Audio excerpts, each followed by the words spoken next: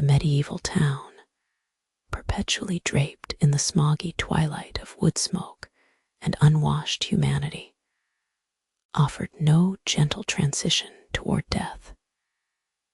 In fact, it greeted every passing decay with a stiff formality, an immediate societal transaction that treated mortality not as a spiritual mystery, but as a poorly managed bureaucratic process. To die was to enter a gauntlet of regulations, protocols, and often outright financial hurdles. Death, whether brought on by the swift horror of conflict or the creeping tyranny of disease, did not simply arrive. It manifested with mandatory paperwork attached.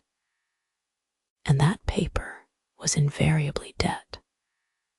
Before a body could even be claimed by grace, it had to satisfy an invisible economy, a system of mandatory funeral taxes paid in goods, if coin was scarce. The deceased's lineage suddenly found itself under intense scrutiny, where their outstanding debts was the required number of grieving relatives present to properly witness the passing. Had the requisite burial shroud tax been settled with the local guild master, the protocols were immediate and brutal. Who got noticed?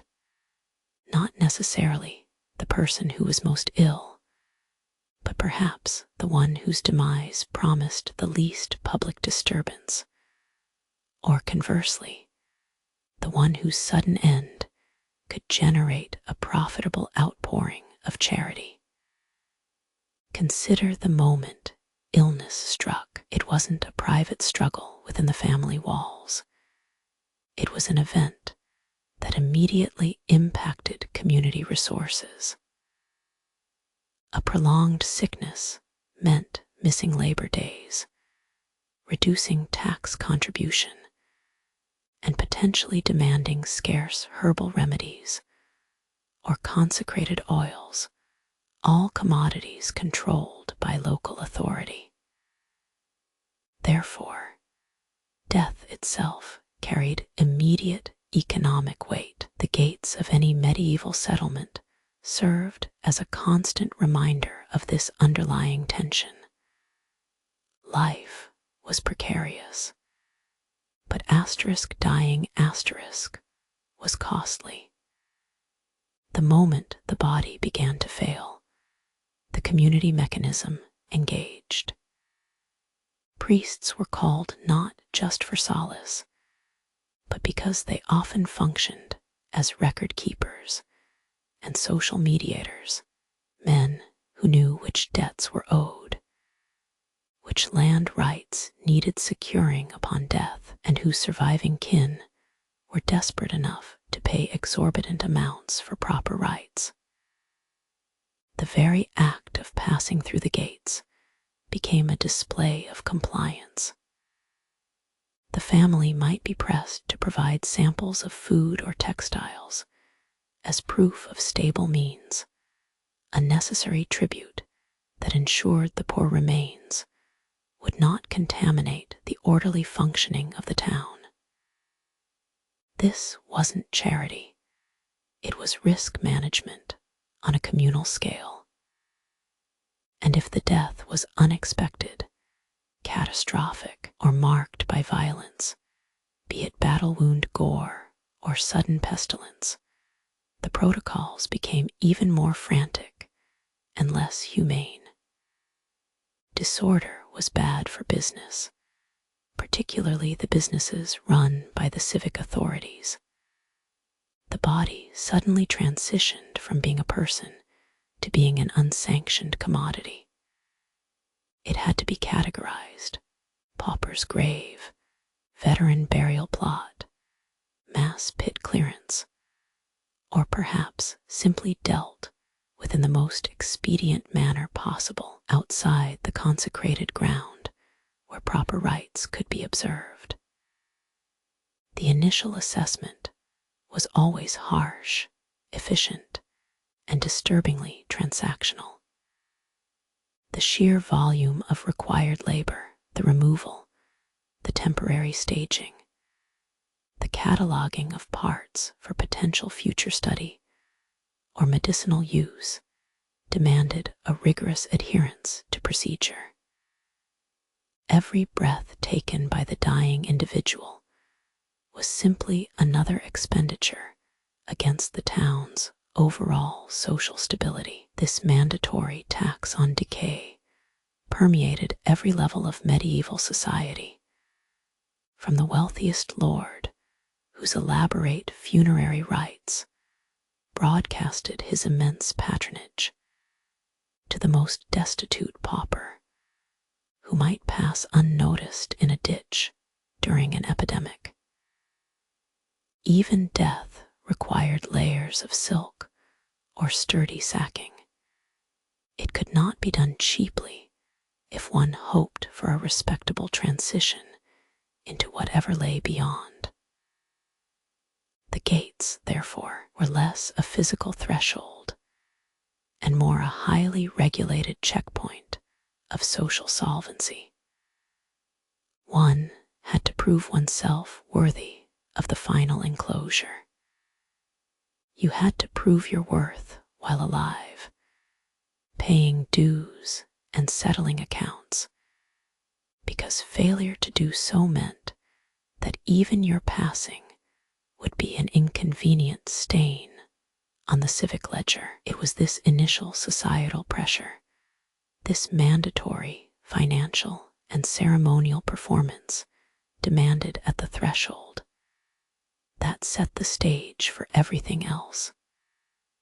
The questionable medical practices of the battlefield surgeon, who needed quick coin, the brutal efficiency required in plague pits, and the eventual commodification of suffering itself.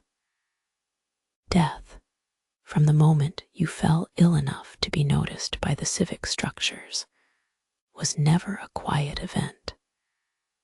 It was always an audit. The town gates had established the rules. Death was not a right, but a transaction. It required taxes, adherence to protocols, and a satisfactory accounting of one's earthly debts before even a simple shroud could be draped over a body.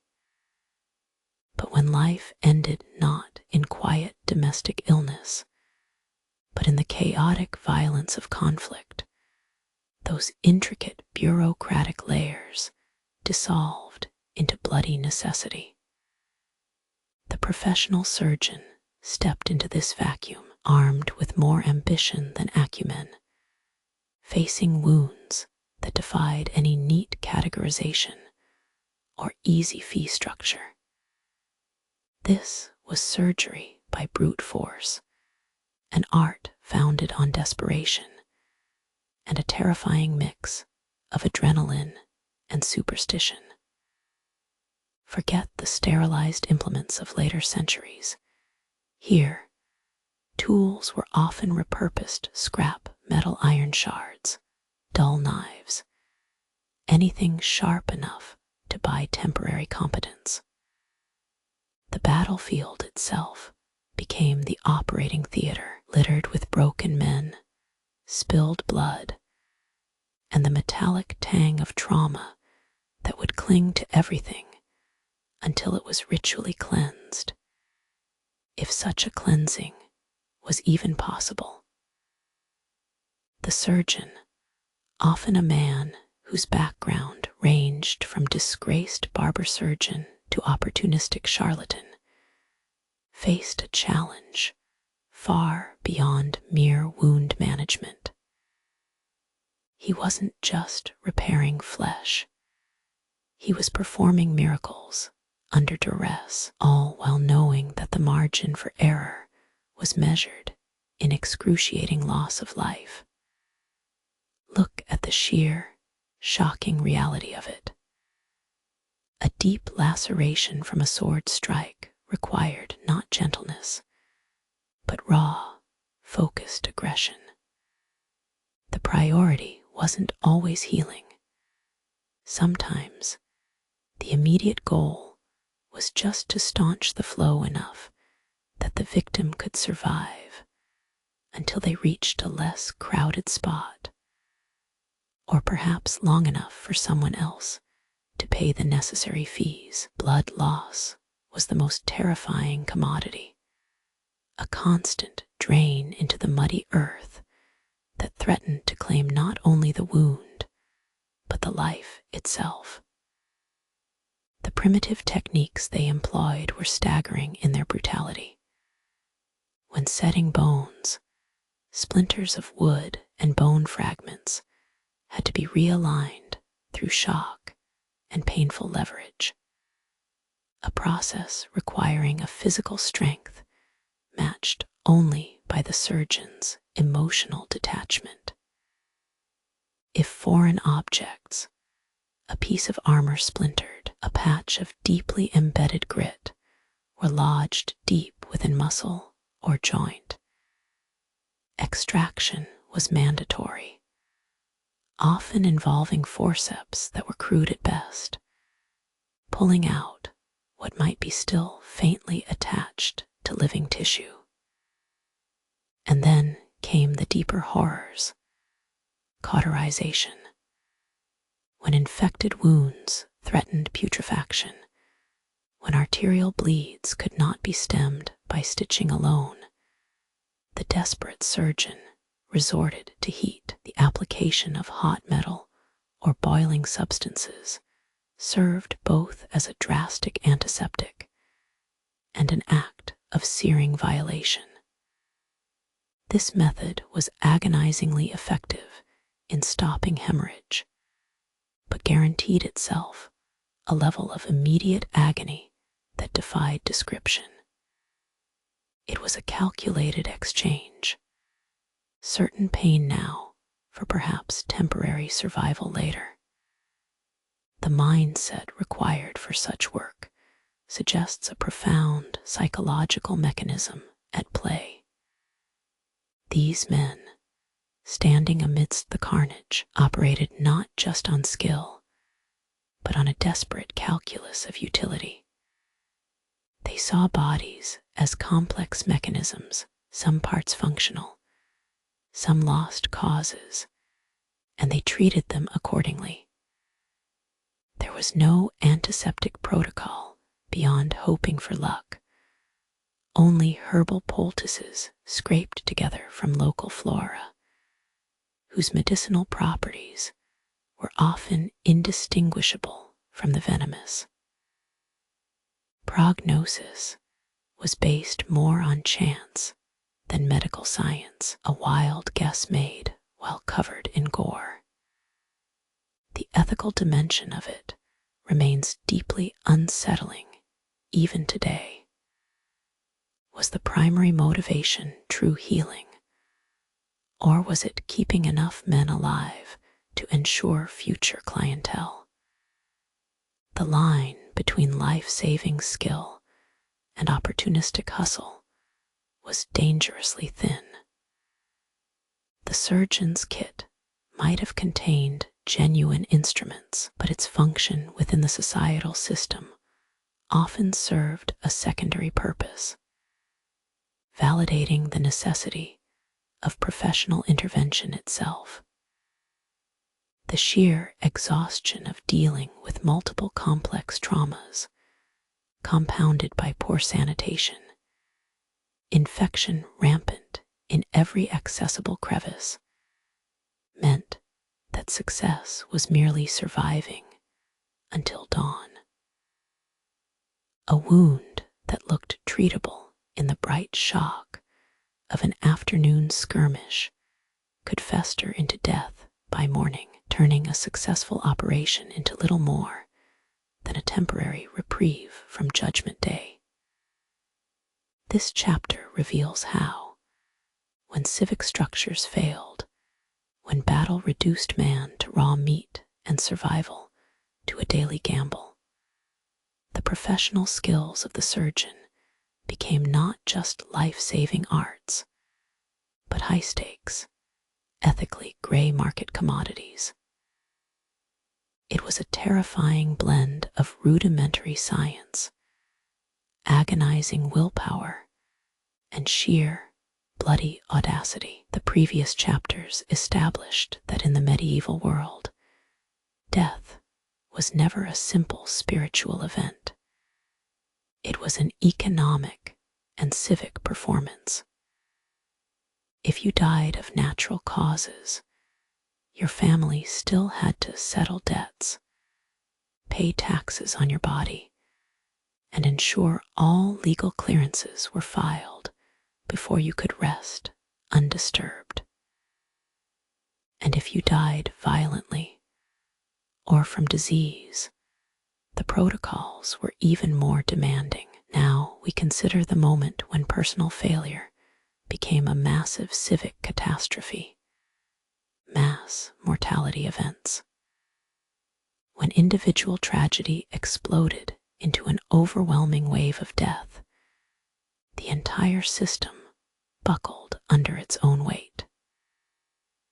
These are the stories of the plague pits and the hastily erected mounds, the deepest shadows where civility failed to exist.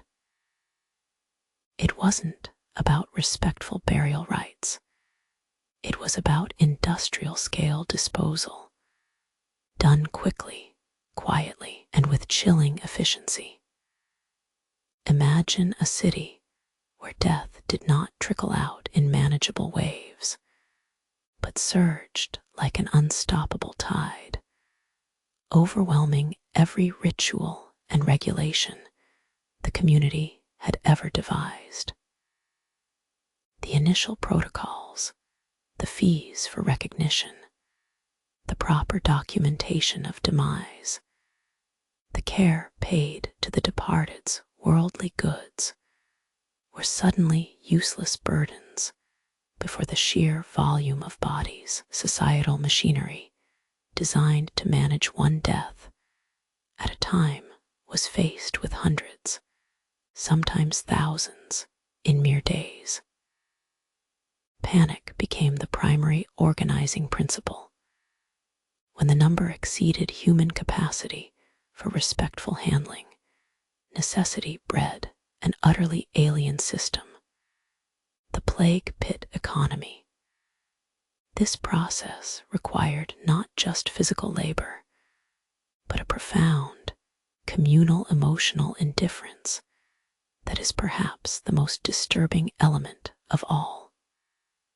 To manage such volumes, people had to fundamentally suspend the idea of the individual life. They were no longer citizens with pending debts and complex familial histories. They became mere biological waste products, requiring immediate removal from the visible face of the town. The logistics alone were staggering. Bodies arrived seemingly without cease, victims of the great mortality. Dysentery outbreaks that withered populations overnight, or even simply the accumulated toll of years of overpopulation colliding with poor sanitation. These masses had to be moved, contained, and entombed in places far from consecrated ground. Graveyards filled up too quickly. City streets began to accumulate refuse bodies. The living could not look upon them. Yet they could not simply leave them to rot within the walls of commerce. Eventually, fields outside the residential districts became temporary graveyards.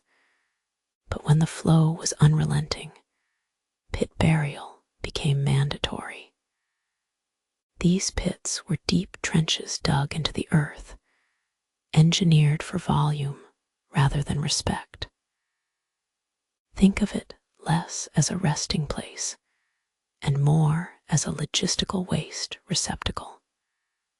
The bodies, often already decomposed or in advanced stages of decay due to the sheer filth and lack of proper handling, were piled one upon another in layers, a macabre, stacked industry.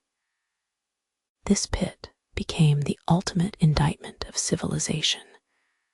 When faced with overwhelming death, our ability for ritualism and piety vanishes instantly, replaced by a ruthless focus on sanitation and disposal efficiency.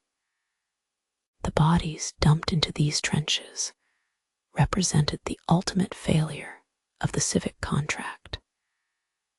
They were not afforded the dignity of washing or clean preparation. They were simply pushed in, sometimes unidentifiable piles of muscle and bone mixed with grave dirt.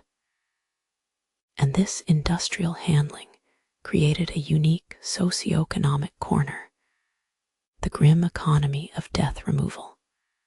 Who managed the digging? Who supervised the disposal? These tasks became specialized, often unregulated occupations. Laborers, the pit diggers, the carriers, the official dumpsters, formed a desperate workforce dedicated to maximizing throughput and minimizing stench. Their job was simple, if horrific. Keep moving, keep disposing, keep burying enough material so that life could continue outside the enclosure. This labor itself became an industry. It paid wages, yes, but those wages were measured against the ultimate commodity of scarcity, disposal space. There was a constant tension between the sheer horror of the task and the desperate need for profit. The materials required to maintain this industry included massive amounts of earth, rudimentary tools, lime used both as a disinfectant and sometimes merely as filler, and brute, unfeeling manpower. The process demanded an alarming disregard for biological boundaries. Bodies were stacked methodically, not placed reverently. Sometimes layers were sealed off entirely, creating subterranean sections that became forgotten tombs within the pits themselves, a kind of accidental archaeology left by necessity. And the poorhouses, normally places of supposed last resort care, often morphed into staging grounds for this industrial demise. They collected the destitute and the desperately sick, only to become temporary waiting rooms before being emptied wholesale into the mass graves. The concept here is profoundly anti-ritualistic. In a proper burial, everything matters. The prayers, the family goods accompanying the dead, the clean shroud. In the plague pit economy, nothing mattered but weight and volume. Emotional resonance was stripped away to achieve maximum efficiency in decay management. It forced a terrifying level of public indifference. The sheer act of participating, of merely looking upon or overseeing the filling of these ditches, required a temporary lobotomy of the conscience. This created an unseen social contract for survival. Look away, keep moving, and let the authorities handle the disposal. Conversely, those who tried to cling to traditional funerary rites faced impossible odds. A priest could not bless a pit deep enough to hold 10,000 souls. A family ritual was moot when the entire neighborhood was afflicted. Civilization, in this state of hypermortality, retreated into its most brutalist, purely managerial function: containment and clearance. This temporary system created a perverse class dynamic among the dead themselves, those with means, the wealthy whose bodies could still be semi-identifiable, who might warrant separate, if hastily dug, graves nearby were dealt with differently than the vast anonymous bulk of the common victim. The status of your death literally determined where you ended up in the earth. You were either logged and slightly accommodated, or you were dumped into the anonymous collective mass, a silent sacrifice to civic sanitation. This grim industry thus underlines that while medieval life was obsessed with status, reputation, and adherence to rigid social structure, even at the point of demise, nothing could withstand the indiscriminate force of overwhelming contagion. The resulting deep shadows were not simply where bodies went. They were places where the meticulous performance of civilized humanity temporarily failed, revealing a raw, terrifying mechanism built solely upon logistical calculus and enforced communal apathy. It was the moment when human beings transitioned from being tragic characters in a social drama to becoming mere resources that needed systematic disposal so that the continuing play of life could proceed above ground. This mass management of death proved far more brutal and unromantic than any battle wound or lingering illness. For here, there was no surgeon's bill, no mandatory tax, only the relentless scoop of earth against bone, a sound that defined the darkest chapter in medieval civic history. We shifted our focus away from the screaming carnage of the battlefield and the pitiless efficiency of the mass grave. To understand death in the medieval world, one had to look inward into the suffocating intimacy of prolonged suffering, where the plague pits exposed society's capacity for industrial indifference. Protracted illness forced a more delicate, yet equally complex, performance. Being sick was not merely biological, it was theatrical, and often it was aspirational. It became a highly regulated social currency. The simple fact of lingering required an elaborate maintenance system. A death that came swiftly by battle or plague was messy, efficient in its finality, but to decline slowly, to suffer through the damp seasons and the unpredictable dips of fever, this demanded time, resources, and critically, status. The dying became amateur actors playing out a profoundly sacred and deeply uncomfortable role. This is where the delicate balance between pious suffering and mere unpleasantness was maintained by both social pressure and desperate medical charlatanry.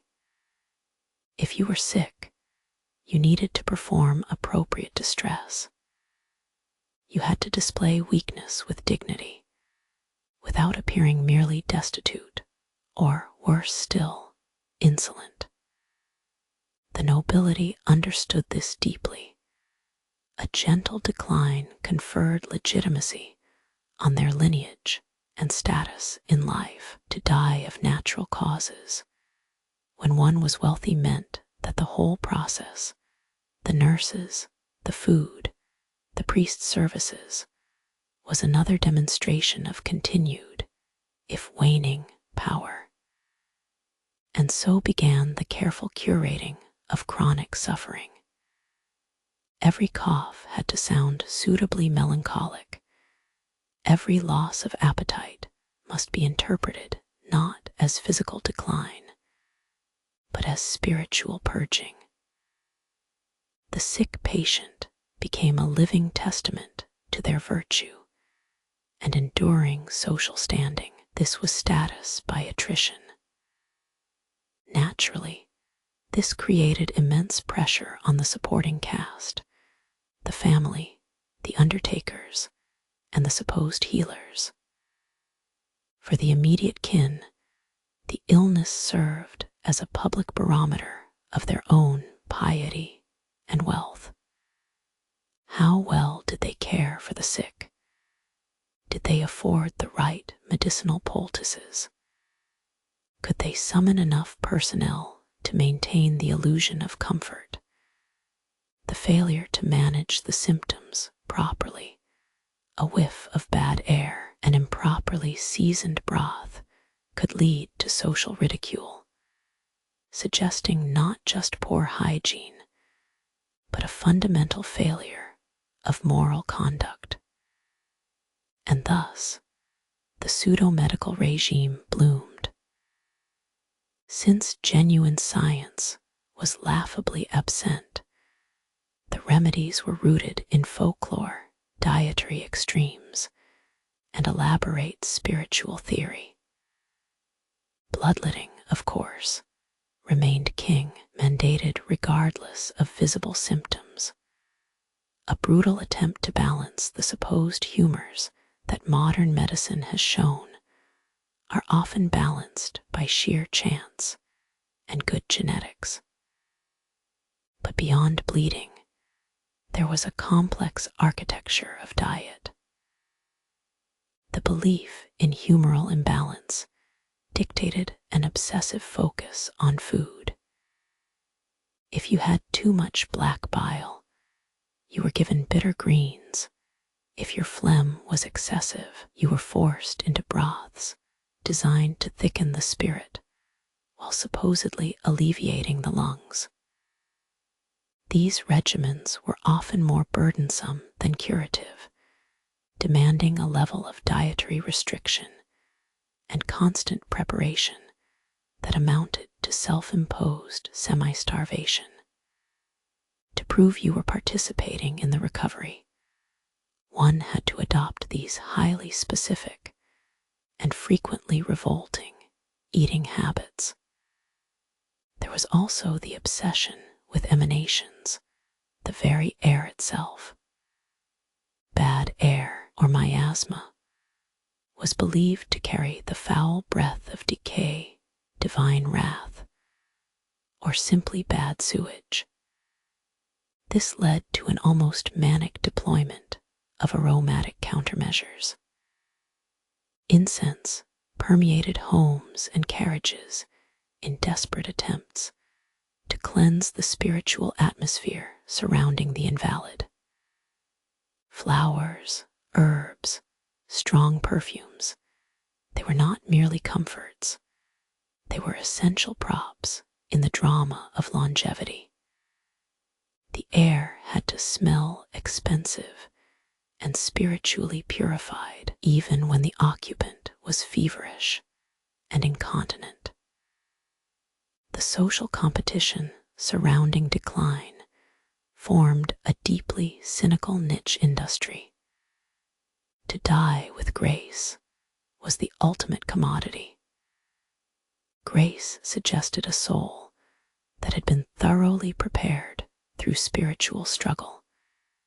It implied virtuous resignation rather than merely biological failure. The ideal patient was fragile enough to require constant management, but strong enough to maintain an outward semblance of noble dignity until the final curtain call. But what happened when the illness wasn't glorious? What about those poor souls who simply faded away in squalor, without family or means, to afford the required scented poultices and mandatory herbal tinctures. They were left outside the regulated performance.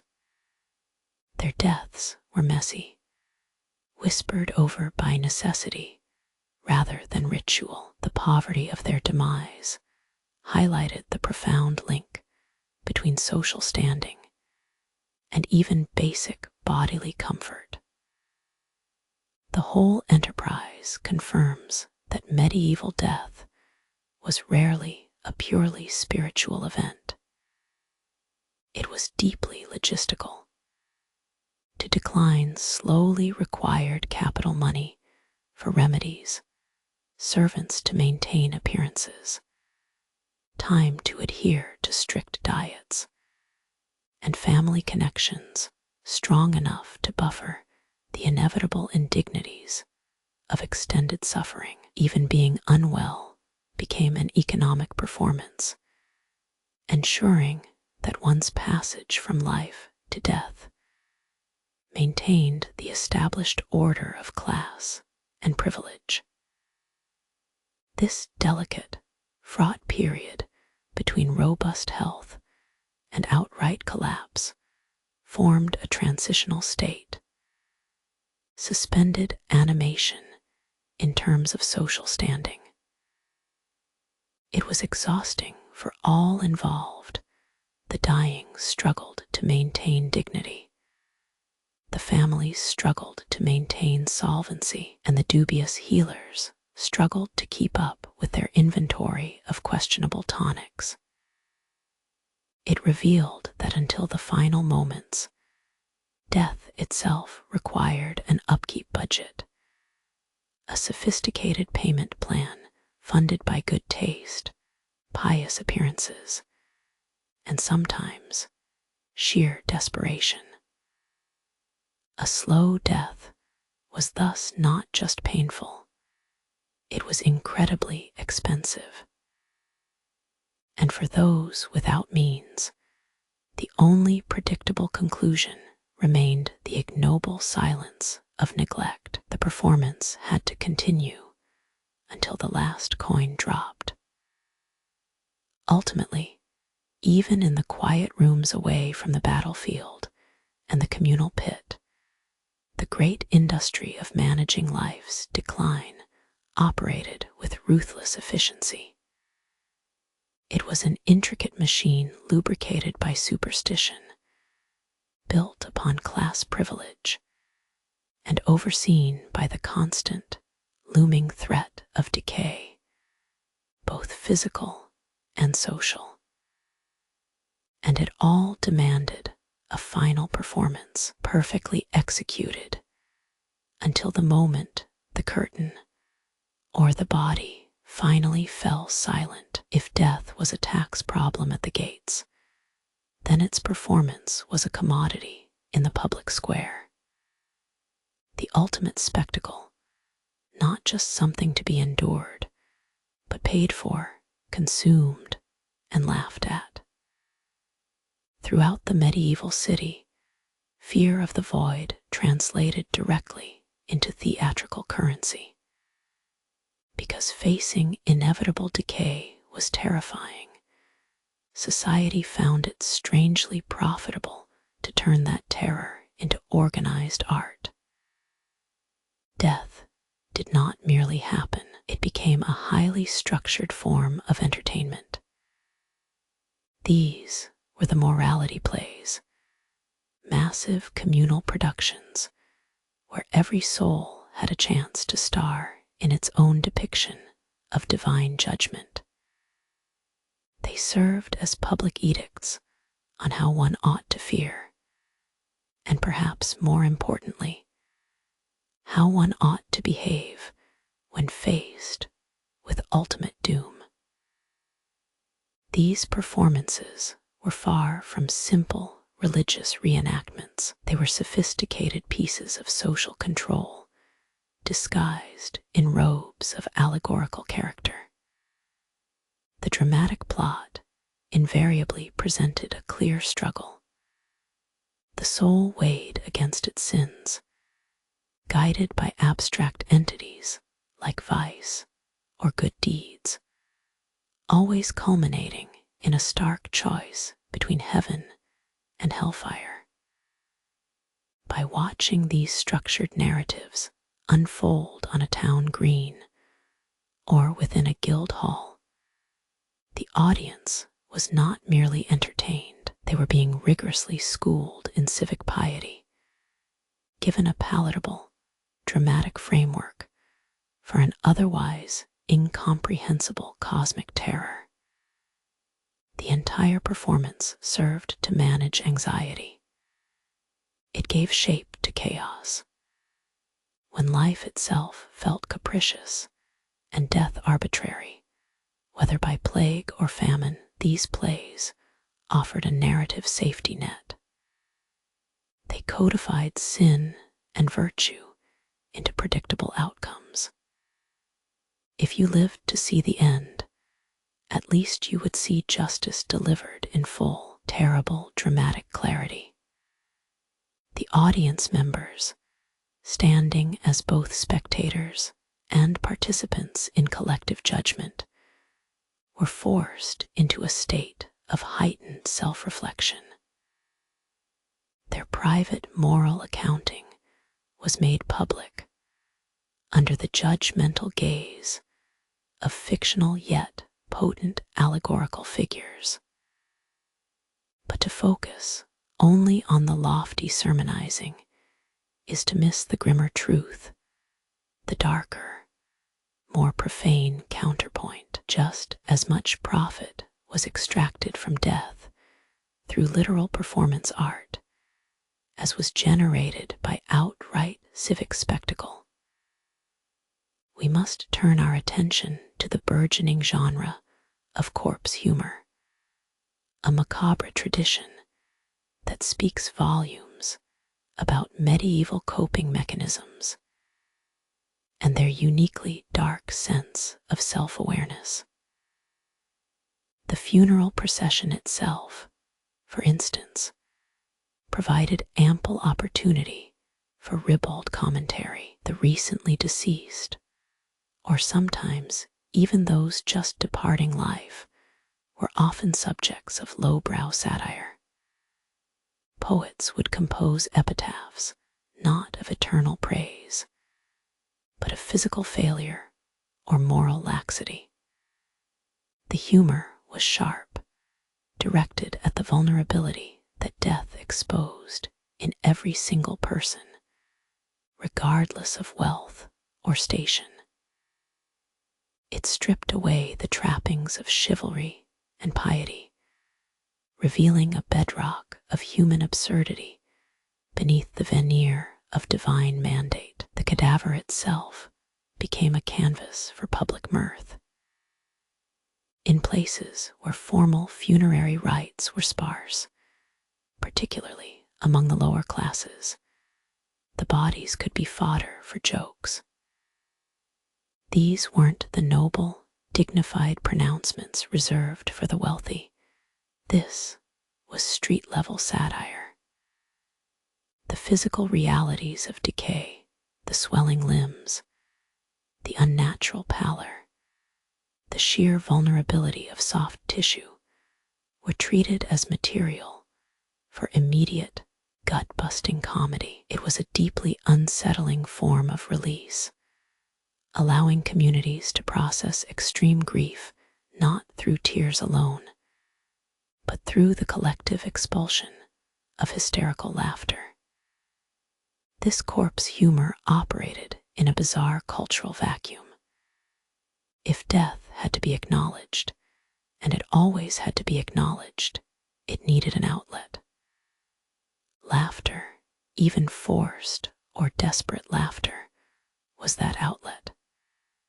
By finding comedy in decay, medieval people accomplished two contradictory feats.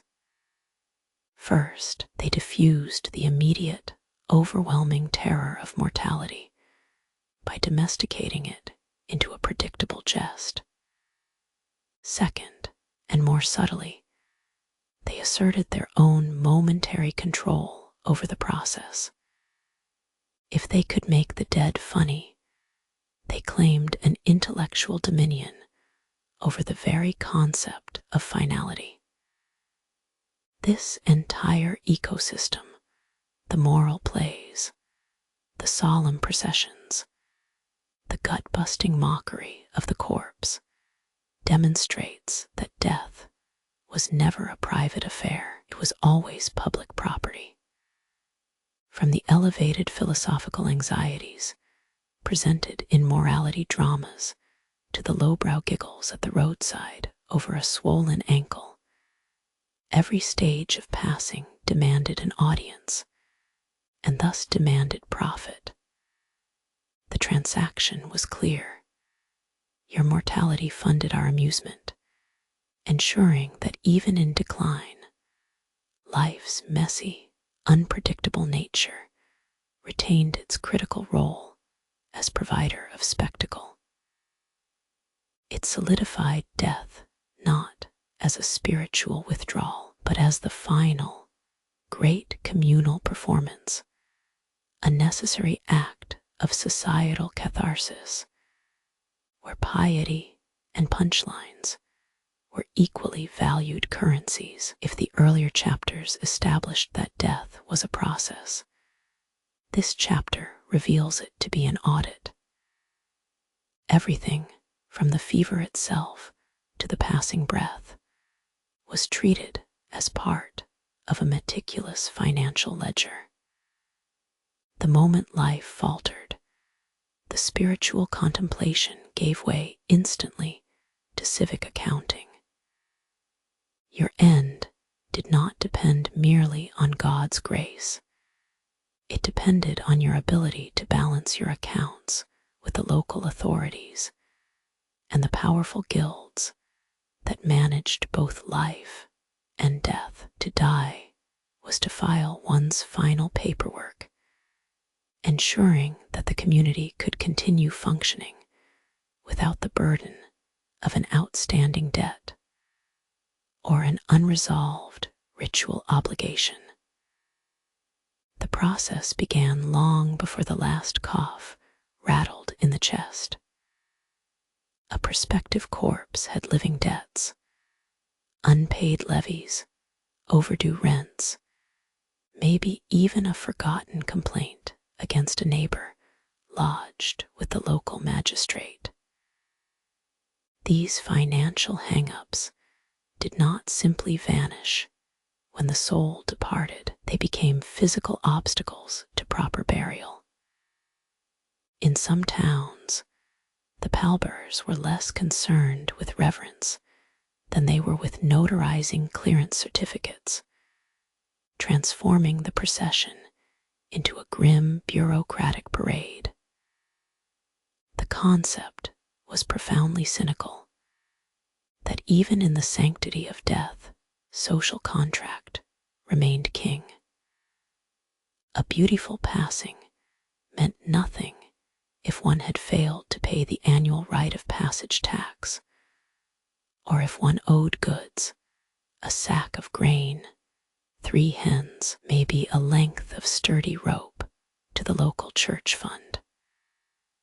The deceased was not merely departing, they were exiting a highly profitable civil service operation, and their exit required payment in full. For those who lingered, the chronically ill, the elderly, or simply the unfortunate, this meant an immense, exhausting performance art. One could not merely decay quietly in one's own bed. The family had to demonstrate visible compliance with all outstanding obligations, while simultaneously managing the physical signs of decline. If you lived past your prime and failed to settle your civic standing, you became a public drain, a costly logistical problem that risked community sanitation and order. This pressure cooker environment dictated a specific style of death, one of maximum transparency concerning one's insolvency. The roles within this final act were complex and deeply compromised.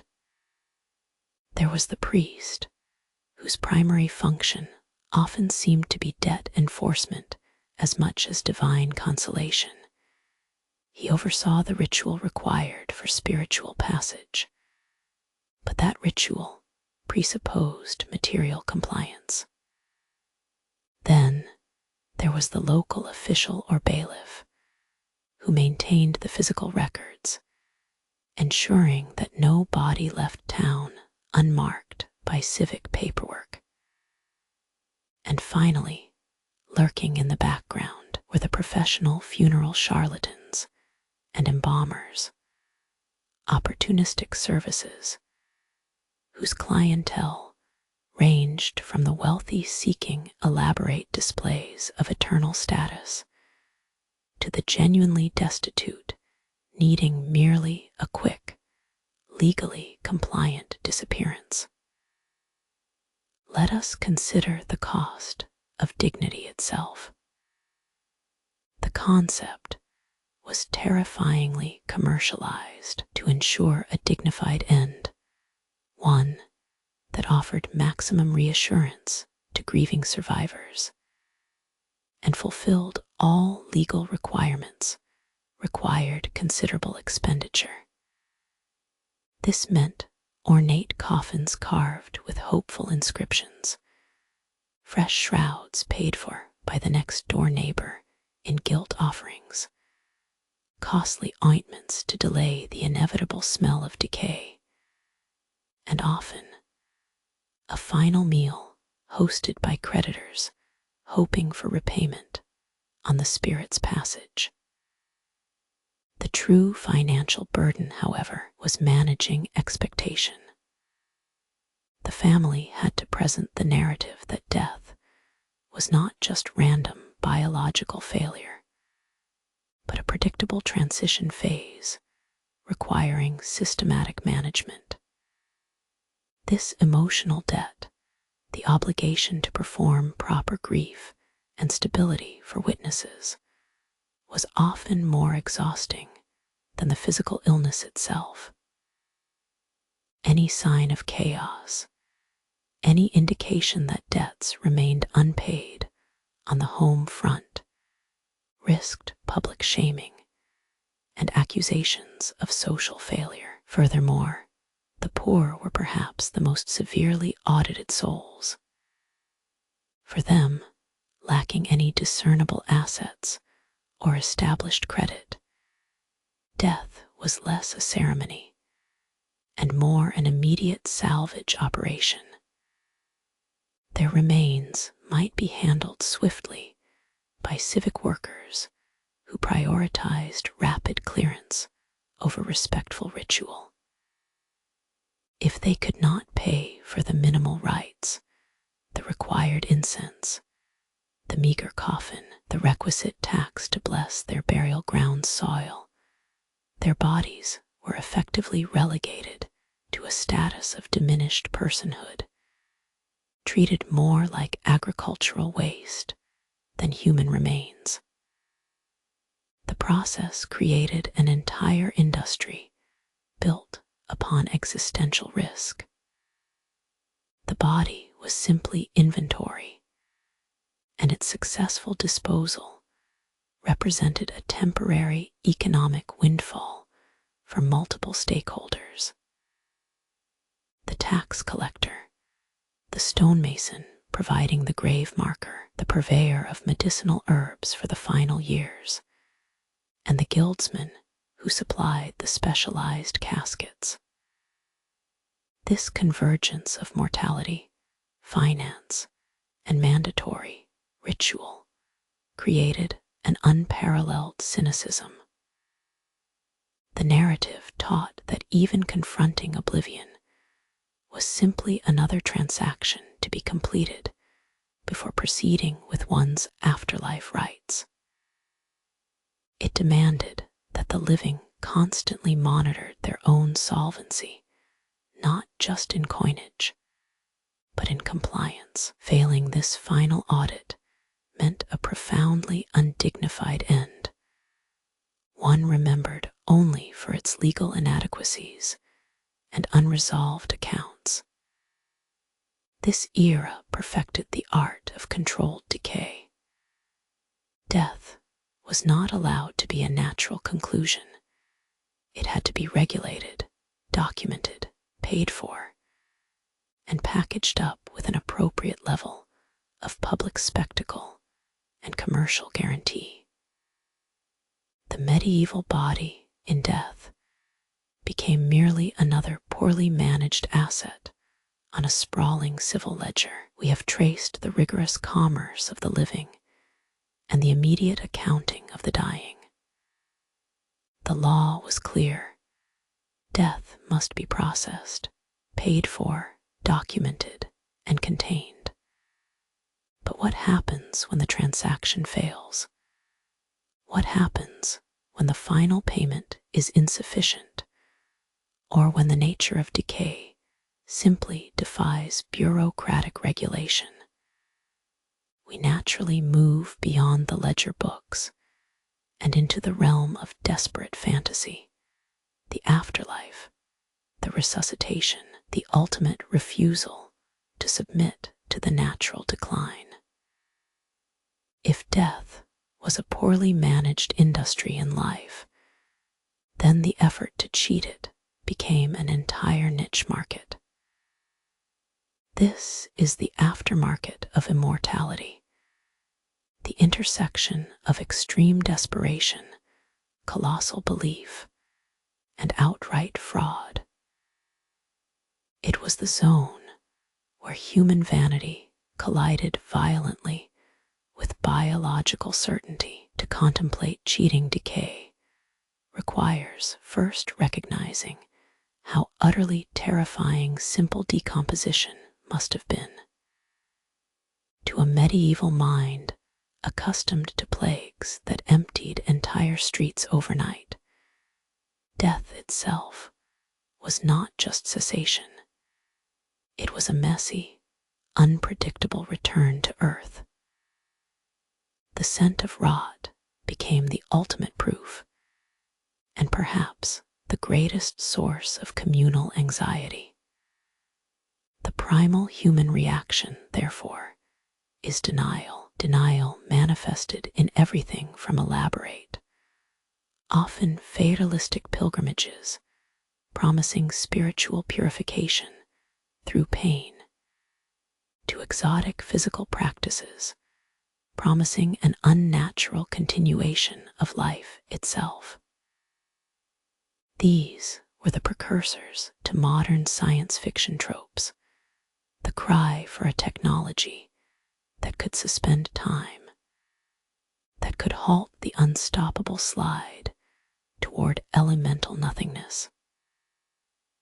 This market was dominated by charlatans and mystics alike. The promises were spectacular in their sheer audacity. Elixirs mixed from rare, often poisonous jungle flowers, incantations derived from questionable manuscripts penned by heretical monks, or strange mineral washes touted as antidotes to the very breath of corruption. They did not promise a ticket to heaven that required institutional buy-in. They promised something far more immediately appealing: better management of this specific life.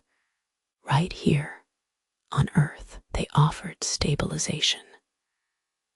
The claim was often that decay was merely a failure of internal balance, an excess of morbid humors which could be corrected through diet, ritualistic purging, or sometimes simply the application of enough gold leaf to distract from the stench.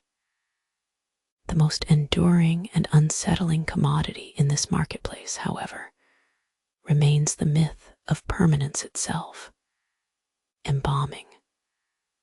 While modern embalming is a science built on formaldehyde and chemical fixatives, its earliest concepts were steeped in far more ritualistic and less hygienic beliefs. Ancient cultures understood that preservation was linked not merely to preventing scent, but to maintaining the spirit's physical anchor. The body had to remain recognizable, respected, lest it be seen as an impure vessel unfit for passage. Medieval efforts often involved elaborate internal preparations. Substances were introduced into the veins and cavities, salts, herbs, animal fats, resins, all in the belief that these materials would somehow reinforce the physical structure against time and bacteria. These processes, while perhaps occasionally yielding a momentarily intact or even slightly rearranged cadaver, were fundamentally based on conjecture and desperate piety. The result was often more grotesque than preservative, stiffening the limbs into unnatural poses, darkening the skin through chemical interaction, or trapping gases within tissues, leading to unfortunate bursts of color when viewed under candlelight. The art of preservation, therefore, became a profound expression of societal control.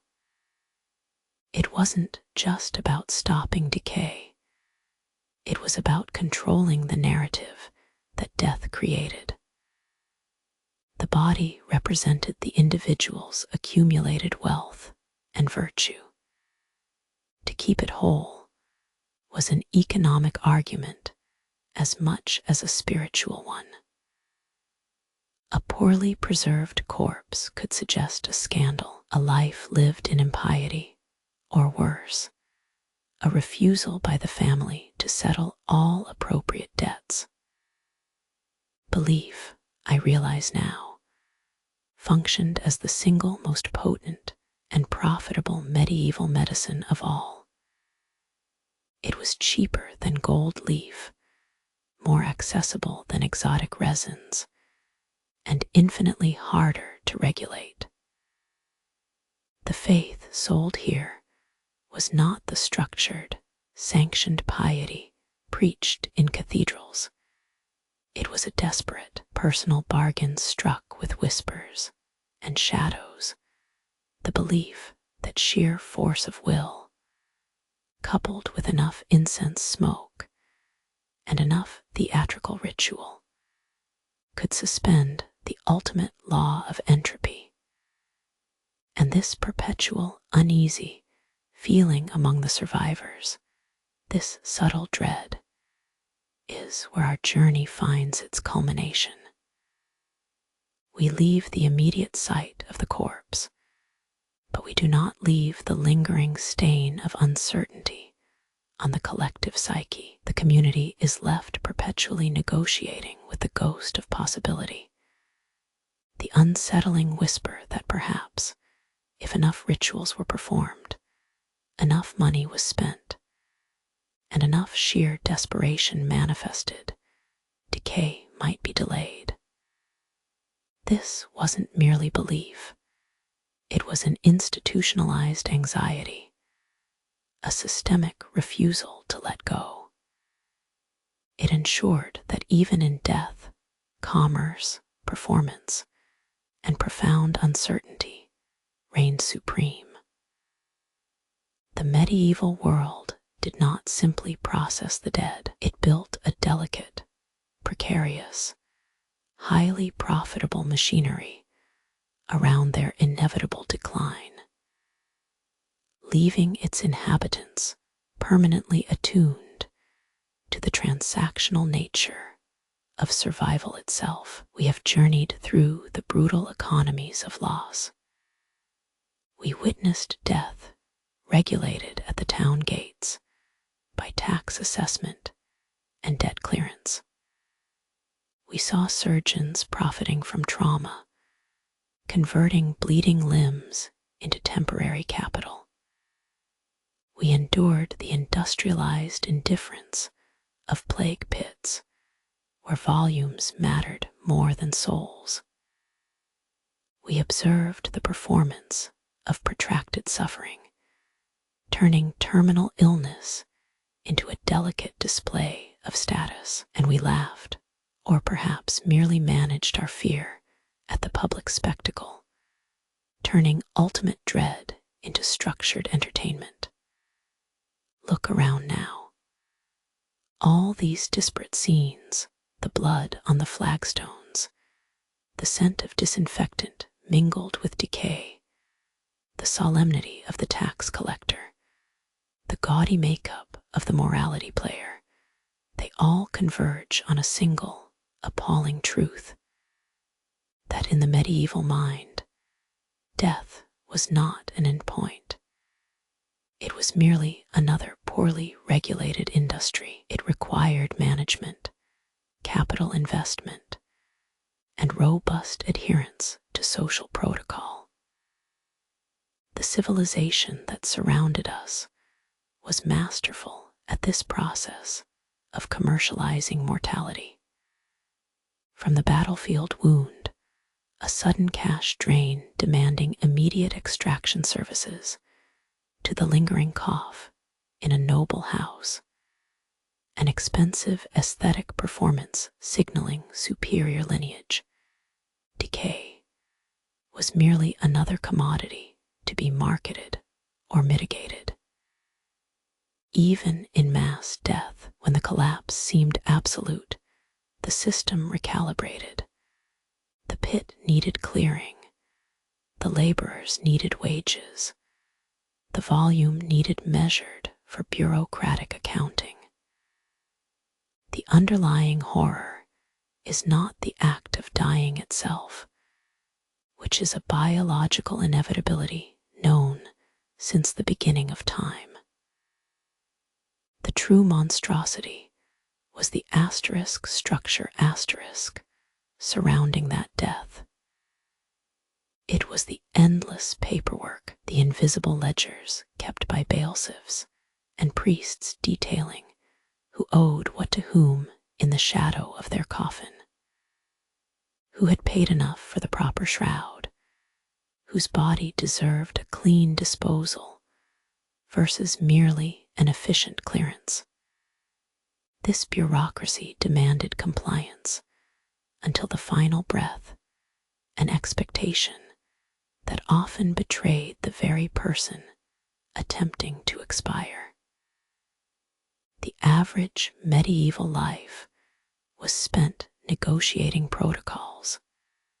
Protocol at the marketplace, protocol within the church, and worst of all, protocol when collapsing into finality. You could not simply expire. You had to execute a performance of decline. The illness needed the right props, the specific poultice sourced from an expensive herb garden, the mandated diet that demonstrated virtuous sacrifice, the public display of piety, lest your soul be deemed commercially worthless. To die poorly was to risk being forgotten, or worse, merely disposed of without dignity, because one could not provide the requisite economic output. The stench remains the most persistent reminder of this entire enterprise. It is a scent blend of unwashed wool, spilled medicinal wine, stale fear, and that deep, sweet copper tang of unresolved bodily rot. This smell was the final tax levied by the civilization upon its doomed inhabitants. It permeated every corner. It clung to the funereal priest's robes, saturated the wooden slats of the poorhouse pyres, and settled permanently into the porous stones of the town square. We have seen that medieval society could not tolerate true randomness, especially in death. Death demanded structure, narrative, and most critically, money. Laughter had to be mandatory through morality plays. The body needed a dramatic arc. It couldn't just fail silently. It had to make an asterisk exit asterisk. This wasn't out of genuine compassion for the dying, but because an uncontrolled exit jeopardized social order, undermined economic flow, and threatened the very narrative continuity upon which civilization was built. An unmanaged death was simply disruptive. And that brings us back to the heart of the matter. They couldn't just die. They had to perform their passing in a way that validated the entire complex, precarious scaffolding of medieval life, the scaffolds of belief, bureaucracy, profit, and performance. The inability to simply cease being was not merely psychological. It was deeply systemic. Civilization demanded an account. It needed proof that even in finality, a ledger could be balanced, debts paid, status maintained, and ritual observed. The resulting emotional exhaustion was monumental. Every single life, from the wealthy lord dying with aromatic oils to the poor peasant dumped into the nameless mass of the plague pit, was subject to this brutal audit. The living were left perpetually uneasy, haunted by the knowledge that their own inevitable decay would be viewed through the same cynical lens. A final consumer transaction. They had paid for life's luxury goods and societal privileges.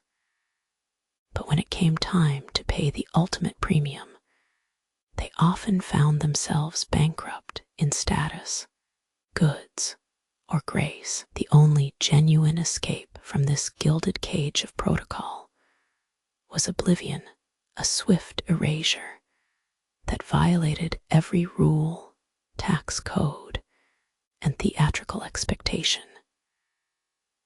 And because civilization could not tolerate true randomness, it remained vigilant, forever crafting ways to monetize the fragile flutter of a dying heartbeat. A masterful